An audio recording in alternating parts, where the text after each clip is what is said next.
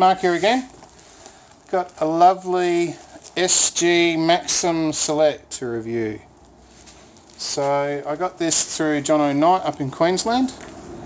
He's got a source that he gets these through. Believe they come. Nice quality. I mean, you get some of these and they're really cheap quality, but this is actually a really nice thickness. It's that high quality denier. Inside, the lining could be a little bit better, but I mean, it's not bad. So here is the back. So this is the first time I've reviewed a SG for the page, and first one I've actually had in. So this one's actually mine. So this is the Maxxum Select. I think it's got lovely grains on it. A little bit of marble down here.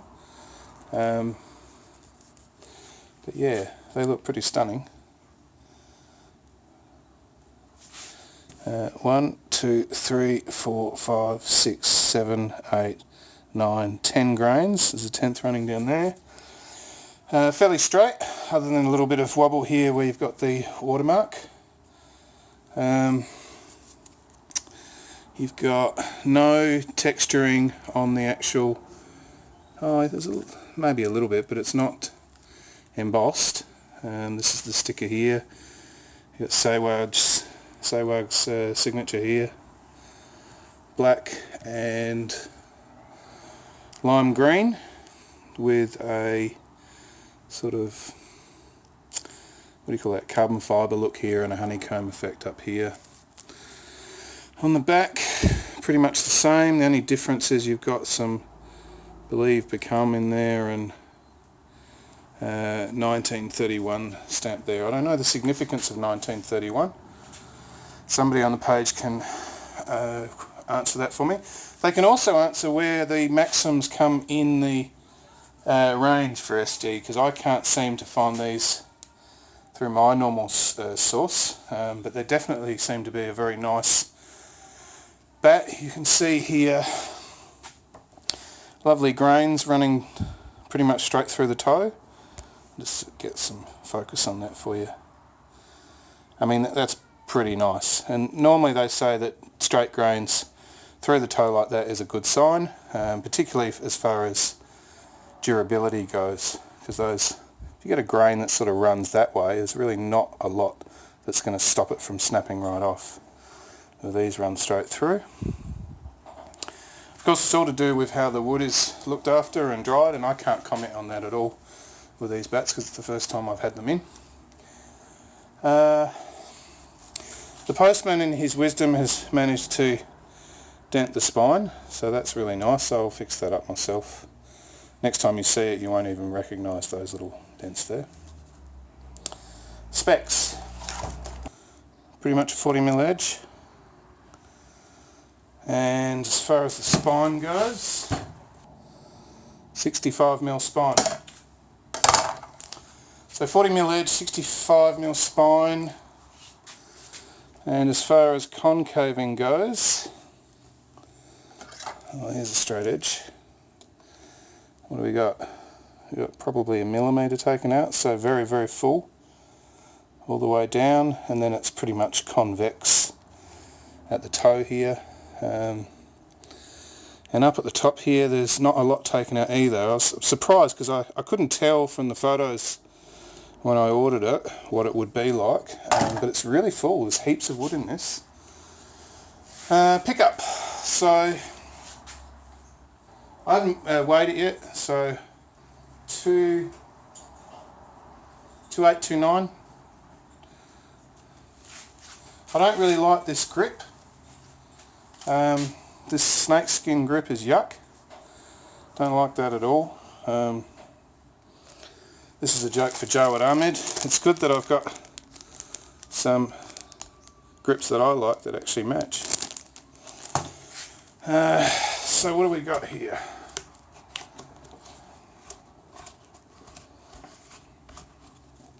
Let's roll that back to reveal. Thin twine used for the binding. That's not a bad thing. You've got cork inserts. I can't tell how many pieces the handle is. It looks like it's been machined down to a certain shape. It's got markings on it. Wouldn't have a clue what that means. It looks like somebody's thing's been taken off here. MS Plus.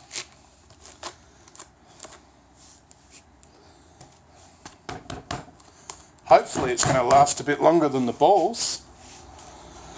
Oh, there's a joke there. Let's weigh it up. So 40mm edge, 65mm spine, full profile, and it weighs 1.83. So yeah, it's a very light bat for its size. And that pickup, I'd say, yeah, it sort of picks up between 2.8 and 2.9. Because of that lower profile, although the edge profile is probably mid, you've got so much here in that hitting area here, where if you're a driver you'd spend a lot of your time. Wow, that's pretty fascinating. Such a big bat for such a light weight. Of course, when I put the other grip on it, it'd probably go to closer to 2.8 3/4, which I'll be happy with. So yeah, pretty impressive specs. Just that little bit of marbling down here that would stop it from being a player's bat. Let's give it a tap up.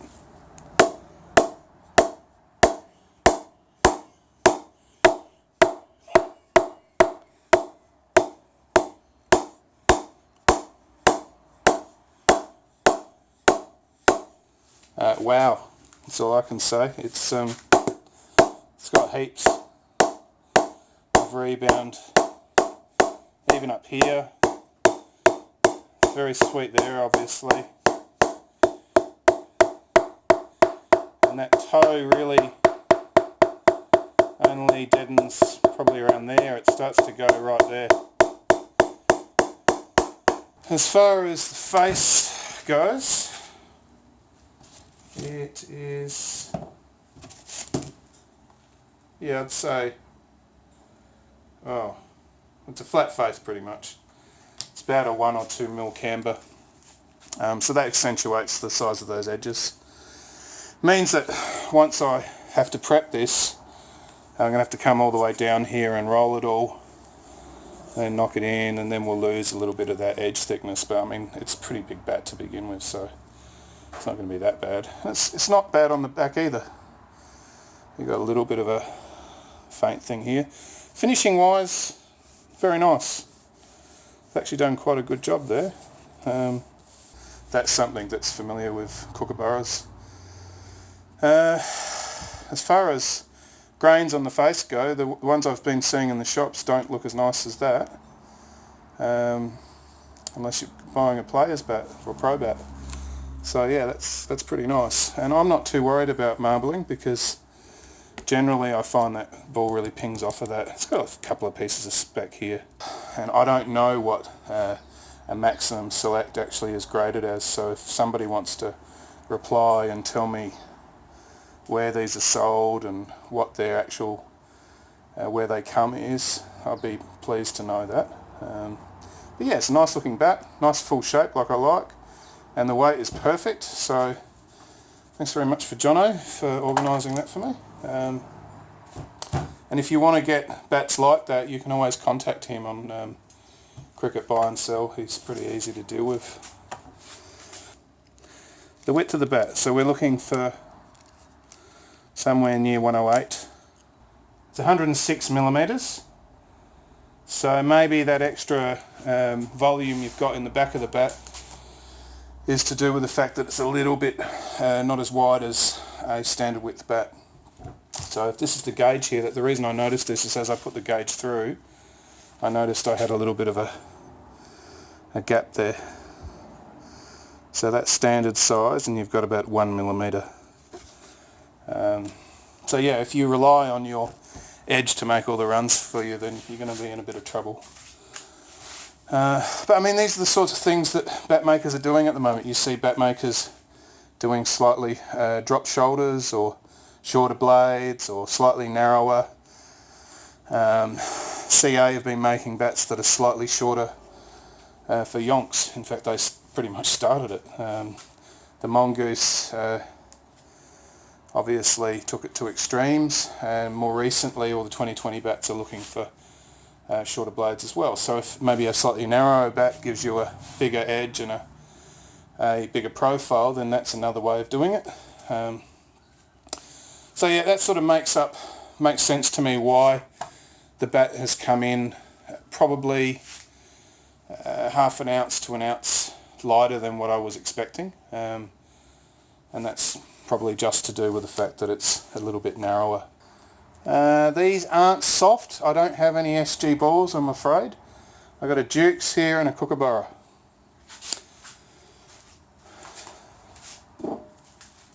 Okay. So this is the old two-piece Kookaburra, and it's going very nicely.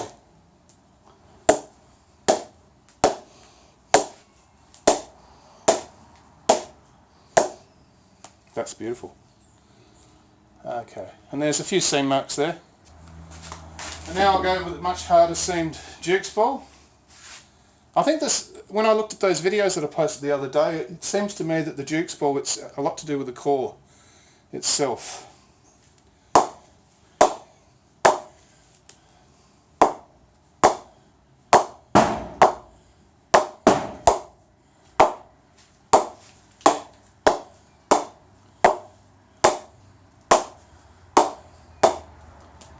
Not bad. So a lot of these balls are hitting right in the dead middle and going off really well there.